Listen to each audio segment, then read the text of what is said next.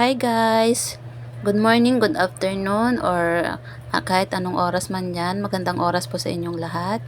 Dahil po 7K followers na po ako, ay kagawa po tayo ng rosary bracelet at isa po sa inyo ang mapalad na makakakuha nito. Bago po ang lahat, may tanong lang po ako sa inyo kung meron po ba ditong nakakaalam kung ilang beads ang ilalagay sa rosary bracelet. Kasi po ako, pag nagagawa ako, bali 15 po siya, 10, tapos may isa, 3, tapos isa.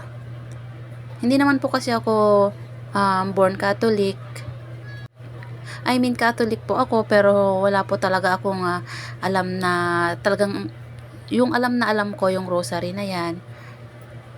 Sana maturuan po ako kung ano yung tama o mali ba yung ginagawa ko po. Ang stones na gamit pala dito guys ay amethyst, known for its healing properties and protection against negative energies.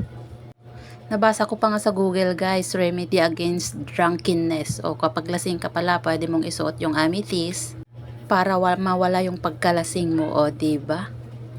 Habang ginagawa ko nga pala yan guys, ay tulog naman yung aso kong si Oli.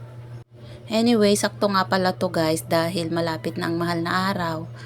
Pwede nyo itong ipa-bless nang sa ganun maging effective siya, protection sa araw-araw. Pwede nyo yung isuot or pwede mo rin ilagay lang sa bag mo o sa pouch o kahit saan, basta dala-dala mo at least may protection ka sa mga biyahe, ganyan.